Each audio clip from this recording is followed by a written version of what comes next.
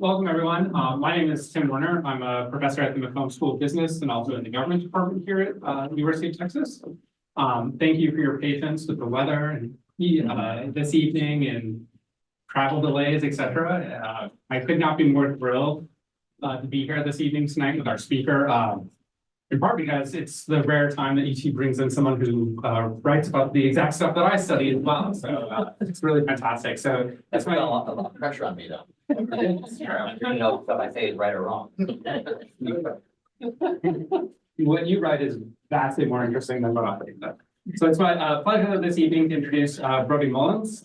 Brody is a Pulitzer Prize-winning investigative reporter and the author of The Wolves of K Street: The Secret History of How Big Money Took Over Big Government. The book, which we will discuss this evening, is the definitive account of the rise of corporate power and lobbying in Washington, D.C.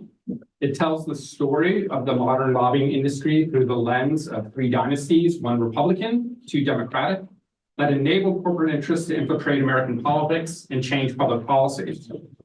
In his 2 decades as an investigative reporter at the Wall Street Journal, Brody has written scores of groundbreaking stories about the intersection of business and politics, exposed numerous scandals, and prompted new laws and regulations to protect Americans against corruption by powerful government officials, lobbyists, and Wall Street traders. In addition to winning the Pulitzer Prize, Mullins has won the George Polk Award and has twice won the Everett Dirksen Award for Best Coverage of Congress. Washingtonian calls him one of the 50 best reporters in politics. He has appeared on Fox News and numerous cable shows, and his work has appeared in the Washington Post, New York Times, Vanity Fair, Politico, The Atlantic, and elsewhere. Brody graduated from Gonzaga High School and Northwestern University, and now lives in Washington, D.C. with his wife Lauren, 2 daughters, and a son. So the order of the show this evening, Brody will speak a little bit first about the book. Then we'll have a Q&A between the two of us where I'll really grill him from the academic perspective. And then we'll open it up to the audience for questions. Great. Well, first of all, thanks for having me. I really appreciate it. Sorry to be a little bit late. Did everything I could to get here on time. So I've been an investigative reporter at the Wall Street Journal for 20 years, but before then was covering Washington and Congress as well. So my whole career I've sort of covered Washington. When most reporters cover Washington, they cover the White House or Congress. And for some reason, I enjoyed it and started covering companies and how companies try to influence Washington, how they try to get what they want. And it turns out there's very few reporters who cover that topic. And so for a while, I thought that was sort of a competitive advantage. I liked writing stories about what big companies want in Washington, how they go about trying to get it with lobbyists or campaign donations or what have you. And along the way, I sort of realized that companies, in most schools, not in your class, but in most civics classes and political science classes, students learn about how laws and policy are made. They learn about the 3 branches of government and the interplay and inherent tension in 3 branches of government. And no one talks about the corporate lobby. Some people talk in the media.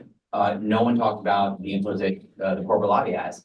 And I sort of always thought that could be an interesting book, but never really had a reason to try to write it. Life is busy, a wife, and kids, job, and then when I really launched on the book project, it was about 7 years ago, or let's see, almost 10 years ago. There was a lobbyist named Evan Morris, who was a very young, up-and-comer, successful lobbyist for a company called Genentech. Genentech is a big biotech company. You probably heard of them. This lobbyist was very young, very aggressive, very successful. And one day I heard that he died, that he committed suicide. And I thought that was sort of an interesting thing to look into. At the Wall Street Journal, we're a very slow publication. And it takes us a long time to write and produce a story. We're very careful about the reporting, writing, editing. And I heard other reporter friends of mine talking about looking into this guy and writing stories, possibly writing a story about him. So I sort of backed off and let other people do digging into what happened to this lobbyist. And about a year ago, I realized that no one had written a story. I couldn't figure out what had happened with this guy, what led to his death. It seemed like it could be a potentially interesting story. And the fact that no one had written about it in a year kind of intrigued me even more. So I spoke to my editor of the Wall Street Journal and said, even though Suicide is obviously tragic and dramatic. That doesn't necessarily mean it's the Wall Street Journal story. There must be something bigger behind it, some bigger cause which shows something or some trend or something like that. So I kept sort of reporting around, and eventually I talked to some lobbyists who worked for him, who told me that he owned a $400,000 or a $300,000 wood mahogany speedboat. And I thought, like, that's, crazy extravagance. And I found out that there's only one company in America that makes boats like that, a company called the Hackercraft company, which is based in the Adirondacks in New York. So I called the company, it's a very small company, and the president of the company answered the phone. And I'm a big time reporter at the Wall Street Journal, investigative reporter. I didn't want to intimidate this guy and sort of like have him like catch on to what I was looking for. So I tried to be really subtle and ask him my questions, but he caught on to me right away and he said, why you're asking about Evan Morris? The FBI called me and I told him everything I know, and I'm not going to talk to you. And I thought, you told me enough. So at that point, I knew that this guy was under investigation for something. I didn't know what it was. So I went to my editor and said, hey, I think there's something here. Anyway, I spent the better part of the next year or two looking into what happened with this guy. And what we found out is that lobbying changed so much in Washington, corporate powers changed so much in Washington, so much more money flowing around in Washington, that it allowed a figure like this, an unscrupulous guy to sort of get in trouble and go off the rails. So the rise and fall of this guy, Evan Morris, helps teach readers about how lobbying has changed and how corporate power has changed. And I can give you two quick summaries of those. We can get into questions later. One is that lobbying used to be played, I think the stereotype of lobbying is, fat cat lobbying with a campaign donation, asking for a favor, a steak dinner or a golf outing with a member of Congress. And that is how lobbying used to work, and it's not how lobbying works now. But that type of lobbying is regulated and disclosed. People who are registered lobbyists have to file quarterly reports to say who their clients are, how much money they're getting paid, what bills they're lobbying on. A lot of lobbying these days, though, it takes place outside of Washington, where interest groups, companies try to get the support of you guys, try to get the support of regular Americans, regular constituents who can then get their members of Congress to vote one way or the other. The idea being that, in my entire lifetime as a reporter, like I know one thing for sure, and that is a member of Congress will do anything they can to get reelected. And the way they get reelected is you need 51% of your constituents to vote for you. So lobbyists know that. So lobbyists go to constituents and try to run almost presidential campaigns or congressional campaigns, not for candidates, but for issues. You see lots of ads on drug prices that are run by pharma or these PBMs, whatever they are. Those ads are out there, or on net neutrality or on free trade bills. These are all campaigns run by lobbyists to try to get regular Americans to support or oppose policies because then their member of Congress will follow. Anyway, this guy Evan Morris played in that game, and that part of lobbying, which I consider lobbying, is technically not lobbying. So there's no disclosure, there's no rules, no one knows anything about how the money flows. And in this case, this lobbyist knew that also. His overall lobbying budget was $50 million in Washington. He had hundreds of people working for him. Under the registered disclosed part, it was only $5 million. So $5 million of his $50 million was spent on what we all consider lobbying. The other $45 million was spent in these campaigns outside of DC. This guy, Evan Morris, realized that because there's no disclosure, he could start essentially stealing that money. So he got together with another consultant. They started kicking money back and forth, running sort of fake lobbying campaigns. Sort of spoiler on our whole story there. But the idea is that if you follow this guy's career from old school lobbying to how lobbying works now, you sort of learn how lobbying has changed. And the final point I'll make here on a broader picture of what we learned is that I was born and raised in Washington, D.C. I remember, I thought for my entire lifetime companies were incredibly powerful and influential and dominated Washington, because they certainly do now. But in doing our research, we realized, something you guys probably already know, is that companies actually had very little influence for a lot of American history, from the 1920s and 30s through the Great Society of LBJ. Companies had very little influence. Labor unions had a lot of influence. Consumer groups had a lot of influence. Ralph Nader was one of the most influential people in DC. Ralph Nader single-handedly took down General Motors, around the time that the motto was, what's good for GM is good for the country. Ralph Nader beat them. And that essentially shows, one, how influential consumer groups were for a period in the 60s and 70s, but also how little influence GM had. GM had very few lobbyists in Washington.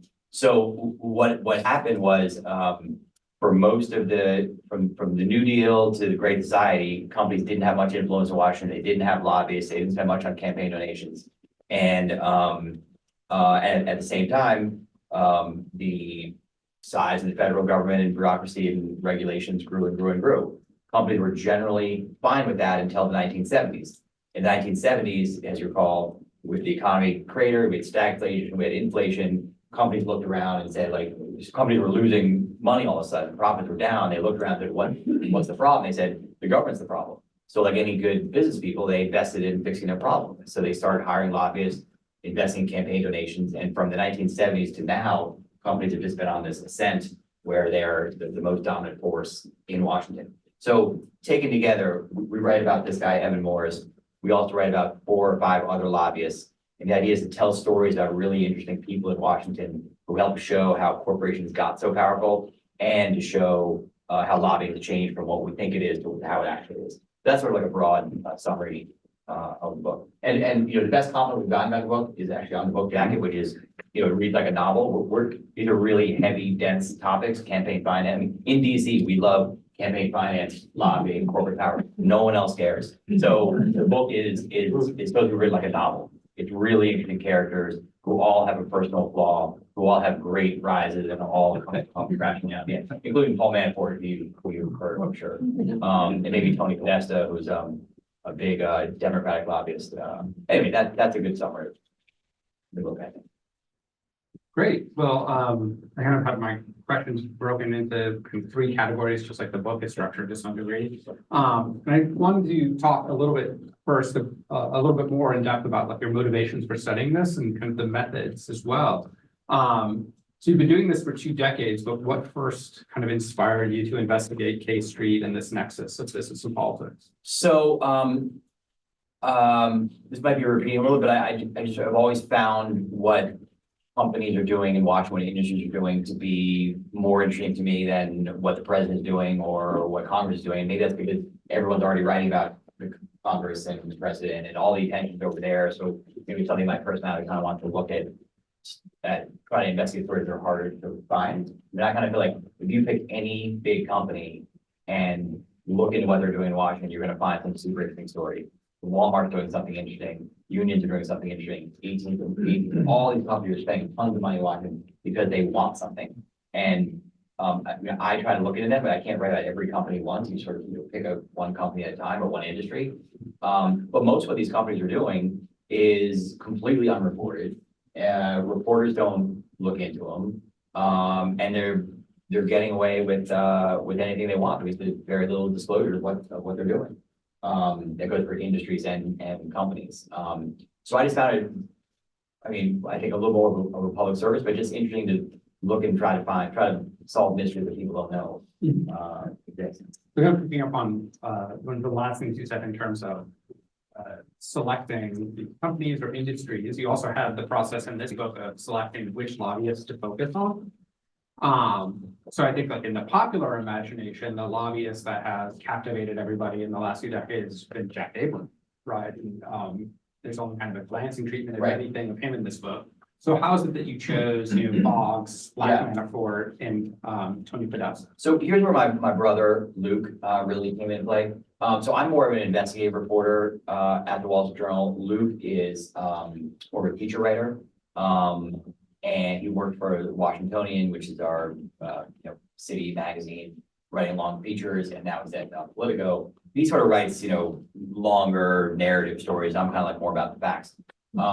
And we've got a dense topic here. We didn't want to write a history of lobbying. This book is already 500 pages. I don't know how it got to be 500 pages. Had I known it would be 500 pages, I would have stopped halfway and been like, this book is done, publish it. We didn't want to write a history of lobbying because there's just so much stuff that we could write about. We want to write sort of our story about lobbying. And therefore we had to make decisions. We consider Tommy Boggs, who was a good friend of LBJ, to be the first lobbyist of the modern era. There's 4 or 5 other lobbyists around that time we could write a book about. We picked Tommy Boggs. The reason we picked Tommy Boggs is we consider him the most interesting. Again, these are tough, dense topics. We wanted to pick the most interesting people to write about at the time. So we made our own choices because it's our book. So we, Tommy Boggs is the first lobbyist of the modern era. We picked him because he really epitomizes what lobbying used to be like, which is the inside game based on relationships. Tommy Boggs' dad was a member of Congress for a few decades.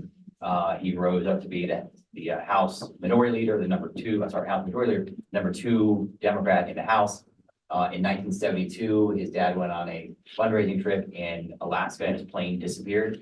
Presumed to be dead, never been found. The plane has never been discovered. To replace him in Congress, the citizens of New Orleans elected his mom to be a member of Congress. She served for a decade. So this is the guy who grew up knowing both his parents were members of Congress. He worked for LBJ when LBJ was Senate Majority Leader.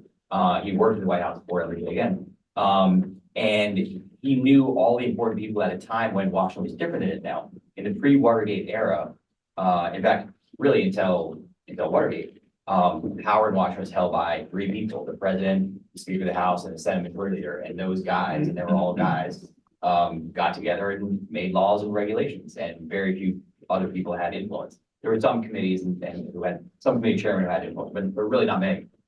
Boggs knew everyone, and so he could get insider deals done for his clients. After Watergate, the American people reacted to Watergate by electing 50 or 60 reformer members of Congress who went to Washington to try to change how power is held. They moved power from the White House, they moved it to Congress. They took power from the congressional leaders, they moved it into committees and subcommittees. And Tommy Boggs actually would tell the joke that there's so many people on Capitol Hill who had committees or subcommittee chairs after Watergate, that if you went to Capitol Hill and said, "Hey, Mr. Chairman," half the people there would turn around. But the idea is that changed how Washington worked. Anyway, we picked Tommy Boggs because he epitomizes that era. The other lobbyists we picked epitomize other eras and show how lobbying changed. The reason we skipped Jack Abramoff, does everyone know Jack Abramoff? We skipped Jack Abramoff basically because everyone knows Jack Abramoff in a way. I mean, there have been 2 or 3 books about him. There are 2 movies about him.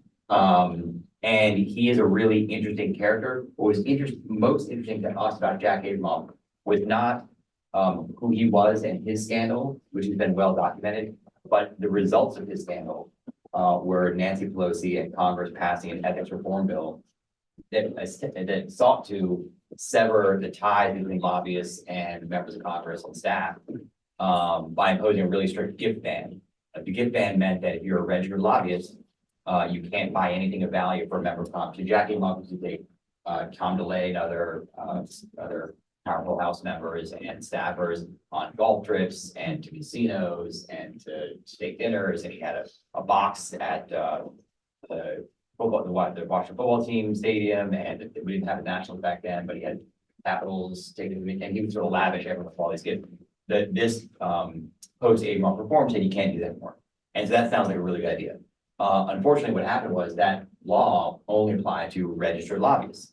Registered lobbyist is a legal term. It means you have to register lobbyists if you spend 20% or more of your time actively talking to members of Congress or policymakers in order to affect legislation. So at that point, a lot of lobbyists said, "Oh wait, I don't spend 20% of my time." So a lot of lobbyists deregister or stop registering. So in order to avoid the disclosure and the gift ban, lobbyists stopped saying they were lobbyists. And from 2007, when the law was enacted, to now, the number of lobbyists actually gone down. And if you think the number of lobbyists are lower now than they were in 2007, you're crazy. But it was all people just getting around this rule. So anyway, that's why I read about Jack Abramoff, not in terms of who he was, but or what his reform and scandal meant. So, I think all of the choices that you've made worked out brilliantly in terms of serving the goal of kind of a novelization of this era and these processes and how they've evolved.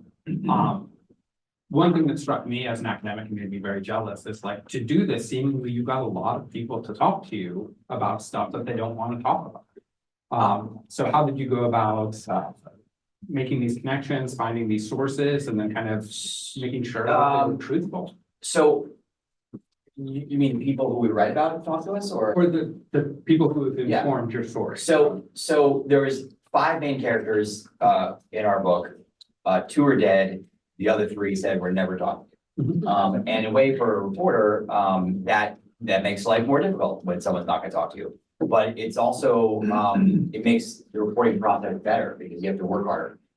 Instead of just talking to one person and giving you their whole life story, you have to talk to their former staffers and their college roommates and their colleagues and their competitors. So you have to, you have to talk to hundreds of people to create a, a profile of what someone's like. So that made it better for us in terms of reporting. When we went to people and said, hey, we're writing a book about the evils of the lobbying industry, well, we're not writing about you. That's going to be easier for people to talk about. We're writing about mainly these 5 people. So other people, once they knew they weren't in the book, would, and the way reporting works in DC is if you're not writing about that person, they'll tell you tons about someone else. So Tony Podesta, for example, big time Democratic lobbyist, maybe the most powerful unelected Democrat in Washington for 10 years. His lobbying firm, or he closed down his lobbying firm with almost no notice after Trump won. In 2017, I think it shut down, and 50 or 75 of his employees were left without a job. Now, these were all high-paid lobbyists. I don't feel bad for them, but they were all pissed. So when I come calling, they want to talk to me. So we had a lot of sources willing to talk because the book was about other people, and also there's something this is the first time I read a book. When you write for a newspaper or for the Wall Street Journal and you're calling someone, you usually have a deadline the next day or in a week, and people are, and the news is happening, I think people are scrambling. In this case, a book is history.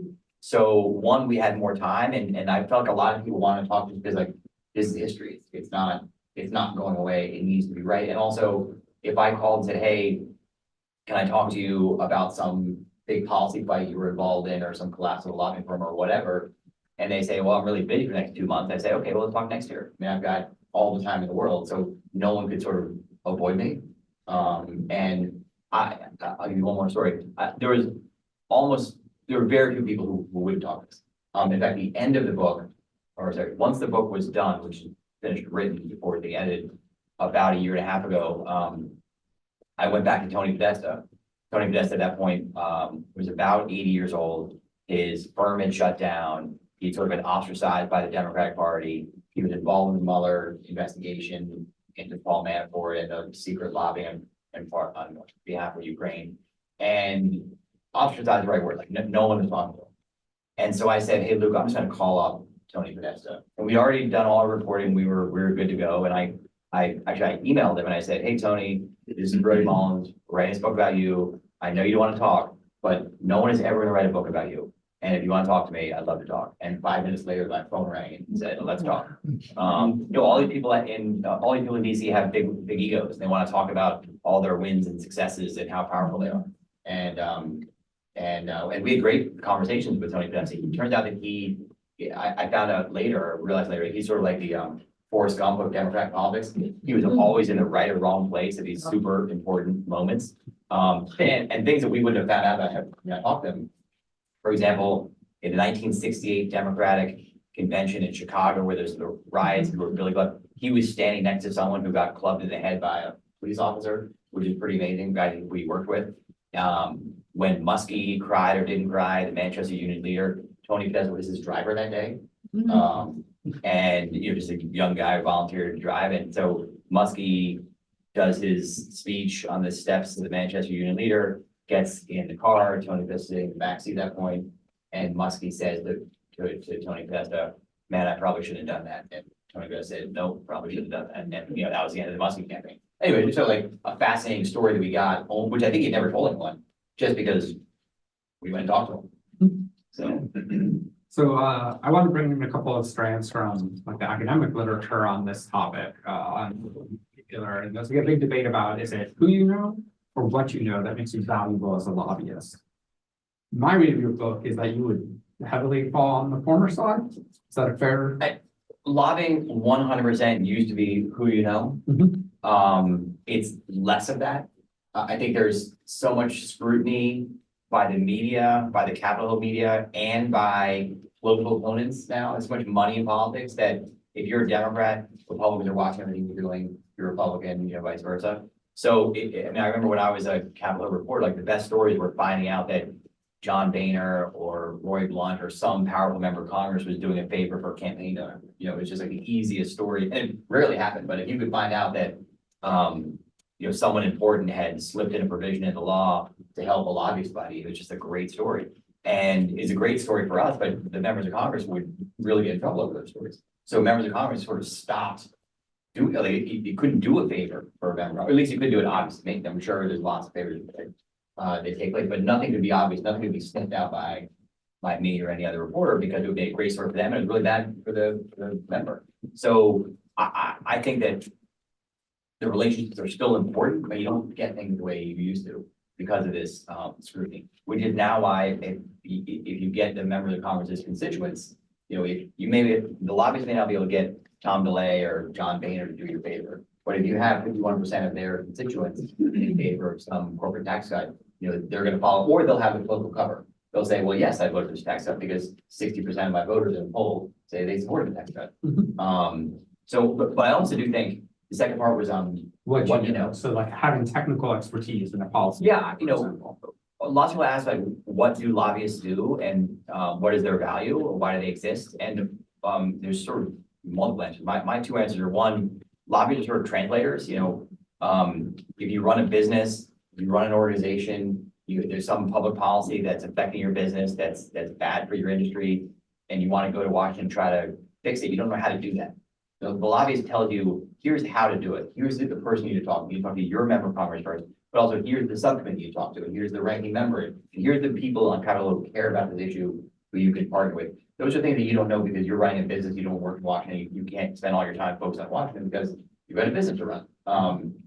That's one thing they do. Lobbyists are also almost always former congressional staffers or former agency officials, and they know how these complicated policies work. I mean, laws are written by lawyers. They're complicated. They're Byzantine. They're hard to figure out, and lots of lobbyists are experts in those policies. And therefore, I think in a bad way, Congress sort of outsourced the sort of brain power, brain trust of legislating, of policymaking to the lobbying class, which is really bad, obviously, because the corporate lobbyists who use working capital, who know how the policy works, only give one side of the argument, when approached. Yeah, and it's important to note that that was self-inflicted wound on Congress's part, in particular, in the wake of the Republican Revolution. There was Newt Gingrich. Newt Gingrich, yeah, blanking on the name of the agency, but effectively Congress had an in-house think tank. Yes. It's like Congressional Technology Policy Office, and they shut it down. Right. Right, so they had fewer staff than generating research in-house and are more reliant externally.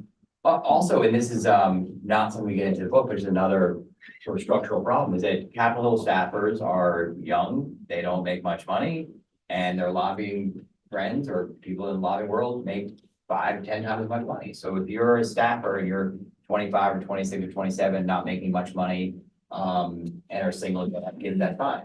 But once you get to 30 or 35 and you're married and you've got kids, you can't afford living in Washington, DC, and you can simply go downtown, double, triple your salary. So the brain trust sort of, it always gets dumped downtown on corporate America rather than staying on Capitol Hill. Mm-hmm. Yeah, I think it's this view of lobbying as subsidy is the dominant view in academics, and it's actually often, my normal human being hat, if you will, like I'm with most of the public where I view lobbying, if I were to rank it as a profession, down with used car salesman, that's what public opinion is. But the prevailing academic view is that it actually leads to the subsidization of the information that Congress doesn't have, right? Into that process. One side. But correct, yeah, the problem is one side. So that leads me kind of to my final set of questions, which are about kind of reforms. And I think one of the funny things I tell my students is, being a lobbyist is one of the few constitutionally protected jobs, right? You look at the First Amendment, press, clergy, and lobbying, right? So it's very difficult then to pass reforms of this process and to regulate it heavily. And in fact, lobbying is, as little as we think we regulate campaign finance, it's still more regulated than lobbying. So if you could, put yourself as a policymaker that stands above the Supreme Court, you could just draft whatever you wanted and it would be constitutional to reform this profession and this process, what would be your ideal set of reforms? So one easy, one hard, or one easier, one harder. If you take money out of Washington, the whole system's better. That could just never happen. Where, you just said, companies, individuals, everyone has the right to petition the government, that's what lobbying is. That can't be changed. We've also found out that campaign donations are protected in the First Amendment also, so you can't remove that. If you could, things would be much better, but you can't. Another way of making it better is, we talked about this, the difference between inside lobbying and outside lobbying. And, go back to Evan Moore's $50 million or $45 million outside lobbying, 5 inside lobbying. The 5 million is registered, disclosed. The other 45 million, we have no idea how it's being spent. So it seems like let's just change the definition of lobbying to influence peddling or advocacy or whatever. And at least then the public would have the information that to decide whether they wanted to support their member of Congress or not, or vote to change the system. Right now, we don't know who's lobbying. We don't know why they're lobbying. We don't know who's the subject of that lobbying. In fact, I've heard a couple of great stories recently from a lobbyist who was trying to impact a senator from Maine a few years ago, and he wanted to do it secretly. He found out that the senator's wife was in a bridge tournament. He found the names of everyone at the bridge tournament and started running ads on Twitter and Facebook stuff on some policy issues, so that the spouse of the member of Congress was only talking to people who supported whatever the trade bill or whatever issue they were working on. That's crazy, but that should be disclosed, so that people know. Maybe the member of Congress and the wife know, oh my gosh, I'm being lobbied here. These are not my friend, my bridge tournament people. They're paid lobbyists from, Yeah, we're seeing similar patterns of abuse of nonprofit organizations by corporations, where the corporate philanthropies are seeding nonprofits in important congressional districts, or giving money to nonprofits that then participate in regulatory hearings that they have no interest in, right? And then parroting the language. Like, one of the big, things about, or I think important things about things like AI and large language models is they actually allow us to compare the language that corporations use and these nonprofits use to show that the nonprofits are just using the exact language of corporations. Right. So it's, I think, even more pervasive. Yeah, but the point is that if you look at the lobbying database, there are something like 12 or 13,000 lobbyists. If you believe the law, 12 or 13,000 lobbyists, and that's just insane. There's 5 or 6 million people in DC. And if you're not a school bus driver, a teacher, or work at a university, or you're in advocacy, whether you're a think tank or a lobbying firm or a public relations firm, everyone in Washington is there to impact public policy. So it seems to me like, let's just have everyone say what they're doing. And not to bring them back up again, but in the original draft of the Lobbying Disclosure Act in 1995, there were provisions related, in particular, to grassroots advocacy, right, that Newt Gingrich pulled out, in part because they were worried they wouldn't pass constitutional muster. But it was in there. Why did they not pass constitutional muster? Because it would chill speech if you're required to do it. Disclosing. They were worried, that they were worried then they would strike down the whole law. Right. So at this point, in the interest of time, we can toss things open to the audience more broadly. If you could just say your name and where you're from. Okay, my name is Robert Kahn, and I'm here in Austin, not affiliated with UP. In the past 20 or 30 years, there's been a tendency for America's innovations in elections to spread to other countries and to influence what goes on in Europe, in Israel, in Japan. It's just one of those phenomena. If I understand your question correctly, what I find amazing on what we've been asked is corporate lobbying unique to America? And I think that it is. No other country has a lobbying system. Like, maybe better than I do, but like nothing to this extent. Yeah, which I don't know the answer to this, but why? Why is it only in America there's this huge industry of corporate lobbyists who are impacting public policy in a way that shapes public policy in a way that helps companies, helps executives, and not the rest of us?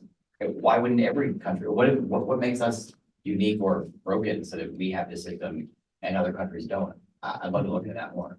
I mean, one good counterexample is Germany, where this whole process is extremely structured and guarantees that all sides are heard from. Interesting. So, backing up a bit, the founding fathers foresaw, they knew that public policy was not going to be made in a vacuum. They knew there'd be external forces, and what they envisioned in the Federal Papers was, instead of interest groups, they called them factions. That there'd be sort of a pro-industry faction, there'd be pro-consumer faction, there'd be other factions, and they would battle it out with each other and basically come to like an equilibrium. And that existed for many years until what we read about is the last 40 years have changed. We're now, as we said, there are no Ralph Naders. The labor union is not what it was before. All you have is companies. And what I find interesting also is that even someone who's covered lobbying, like even like my whole job is covered lobbying, I always sort of thought, well, the reason companies are lobbying is they're adopting these regulations. Bureaucrats in DC are proposing regulations and they're hiring lobbyists to block those, ill thought of regulations. But in fact, companies are now so much on the offensive that they're coming to Washington to create rules and regulations to help themselves or really to hurt competitors. This is what I think one of the reasons that many populist Republicans and progressive Democrats now sort of hate or increasingly turning on corporate America. Because they say, why do we have 5 airlines, 5 banks, 5 tech companies, 5 railroads? And is it because these big companies go to Washington, create rules and regulations that only they can afford to comply with, and smaller companies, can't compete with that? I think that's fascinating. That the best companies now see Washington as a tool for profits, not as an enemy. Yeah, historically, government affairs was a cost center within the corporation, and Right. they've had to now go out and justify their existence, and now they're generating revenue. Right. I think that the problem we face, though, if you want to do something about this, is that yes, you have AOC and Ted Cruz on each side talking about crony capitalism, but their policy prescriptions for what you do are radically different, right? So they both recognize the same problem, but they can't get on board in terms of what to do. Yeah. So I've been following antitrust more and more recently. Antitrust is, the set of rules and regulations we have for preventing companies from getting too big and having too much influence. And on that issue, I feel like we're seeing more AOCs and Republicans getting together. Josh Hawley from Missouri and JD Vance from Ohio and 4 or 5 other Senate Republicans now seem to be saying that the federal government should be given more power to rein in big companies, especially big tech companies. And they now think that big tech is so big and so influential that to rein them in, we need big government, which is a totally fine thing to say for Democrats. But to have 5 or 6, big time important Senate Republicans to say we need the government. In fact, I sat down with JD Vance last summer, and what he said was, concentrated economic power is as bad or worse than concentrated government power. And again, that's just what Democrats used to say. And now to have Republicans say that is me. Other questions?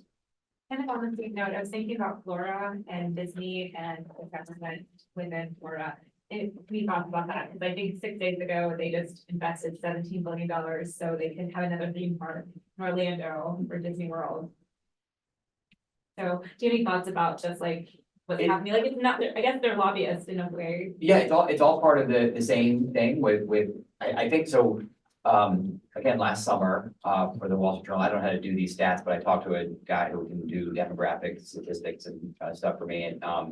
And I took the 100 poorest districts in the country, 100 poorest congressional districts, and I ranked them by whether represented by Republican or Democrat in the last election versus 10 years ago.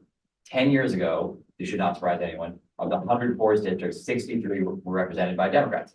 These are poor, urban districts. In the last election, it was the opposite. 63% of the poorest districts in the country are represented by Republicans.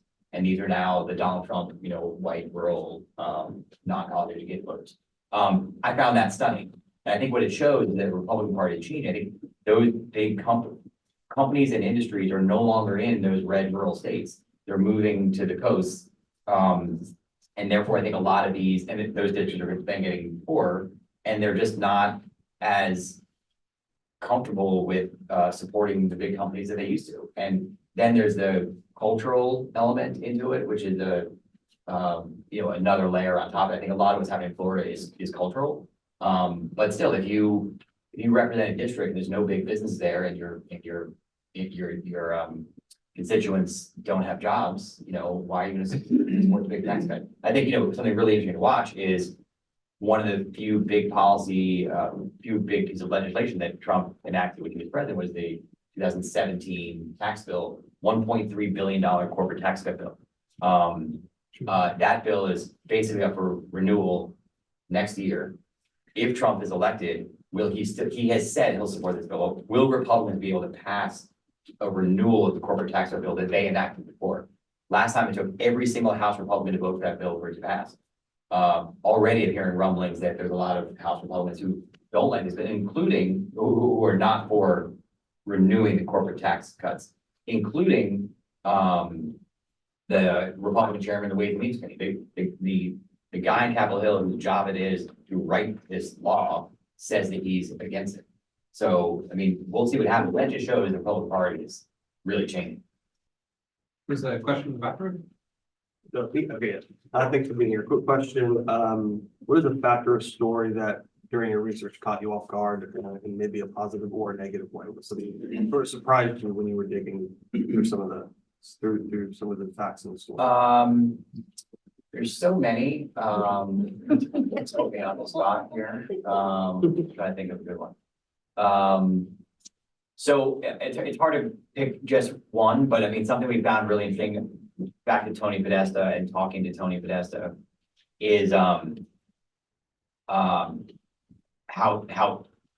all these players you write about have huge egos and they want a lot of money and they sort of can't be stopped.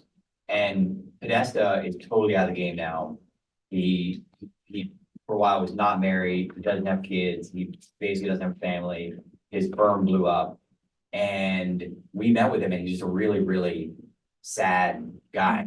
Like he used to be the center of attention. If a company needed something in Washington, they went to him. If Nancy Pelosi or some Democratic leader needed money for election, they went to him and his phone was ringing off the hook. So he had 50 or 75 employees who, he was the center of, and all that's gone. And he's just a really sad person now. He's still incredibly wealthy, but the money doesn't matter.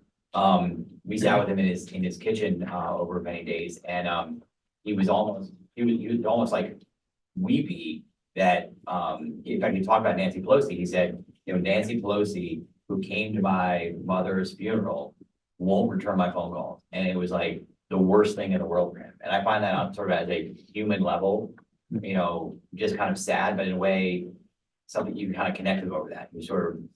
He was a sad human being, and I felt like that was identifiable. One of the things that actually struck me as something of a parallel was, in the early 2000s, we had all these corporate scandals driven by the greed of the individuals involved. And I couldn't help but read these stories of the individual lobbyists and their flats in Venice and their customized yachts. And, it's a lot about just individual selfishness and greed, even versus your employer. Right? If any of the people we write about, and they all had dramatic collapses, if any of them was happy making $1 million a year, they'd be totally fine. And they wouldn't be in the book, they wouldn't be in jail, everything would be fine. Yeah. But once you have $1 million, you need $2 million. Once you have $2 million, you need $20 million, and then you crash. There's a question here. I'll go with you. What do you think it is about this issue that has failed to captivate consistently the American public's attention? And why do you suppose that when it is discussed, it seems like it's often discussed in sort of partisan lens? We did this issue being corporate lobbying, or Just money drive, yeah. so I sort of feel like one of the things we're trying to do with this book, and one of the things I think is actually kind of happening, is that in general in politics, if you're a Republican, you like Republicans, and everything Washington's Democrats' fault. And if you're a Democrat, you blame the Republicans, the two sides stay away. And unfortunately with the media, you just watch your own media and there's never anyone in between. What our book is trying to say is, this is not a Republican thing or Democrat. This is not partisan. This is the system. And the system is fueled by corporate America. Everyone's saying, we're losing, Democrats are losing, Republicans are losing, Americans aren't doing as well. Companies are doing great. Companies, CEOs are doing great. The income inequality is as wide as it's ever been, starting in the 1970s when companies started investing in Washington. So maybe this is all of the walls of corporate America. I mean, that's sort of what we're saying. So maybe people know it because it hasn't been out there, and maybe if a lot of people just spoke, they'll come to think that. I think that the change has maybe already started. Again, I see more and more Democrats going after corporate America, which you sort of expected, but for many years they didn't. And then you see more and more, a small number, but increasing number of Republicans going after corporate America. So maybe both sides are gonna come after corporate America, but I don't know, that's what I see. Can you talk a little bit about the role of think tanks? Yeah, I think that's what you mentioned. I feel like, so I'm cynical. So in, my entire life in Washington, I've become very cynical, surprise, right? But you think tanks and even universities, in and around Washington, you think that they should be producing non-biased, non-influenced research or documents. And unfortunately, that's just not true. Foreign countries, big companies, fund these nonprofit. This is a great example. The Hudson Institute. What are the big think tanks? What's Brookings. Brookings. Hey. Which one's most handled? No, I think they're right. I'm over my skis here. I don't know which is worse, or I'm sure there's some that are great. But I have a friend, a former editor at the Wall Street Journal, who works at Brookings. So when my book came out, I said, hey, Brookings has 1,000 people who work there, and you write and care about public policy. Let me come do a book talk.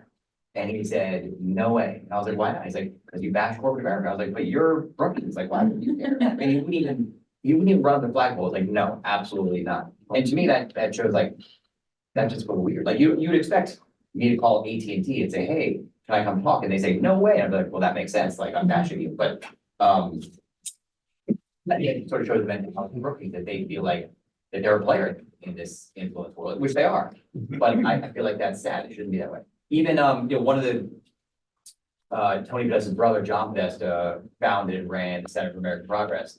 We don't write about them in the book, but the Center for American Progress, which is considered the brain trust of the Democratic Party, at least was for a while, is funded by corporations, including Google, and their policies that generally reflect corporate priorities. Some can be a little more liberal than what companies want, but they don't go too far because their corporate donors don't want to go too far. We have another example. We actually didn't write on this one either. A guy named Barry Lynn worked for one of these big think tanks, the New America Foundation. New America Foundation gets more than $10 million a year from Eric Schmidt when Eric Schmidt was the head of Google. And one day the EU fined Google for antitrust issues. This is 5-6 years ago. And this guy, Barry Lynn at New America, wrote a blog post, I'm glad the EU, fined Google, blah, blah. He was fired. Because Google called the president of the group and said, you can't criticize us. I mean, that's crazy. But that's how it works.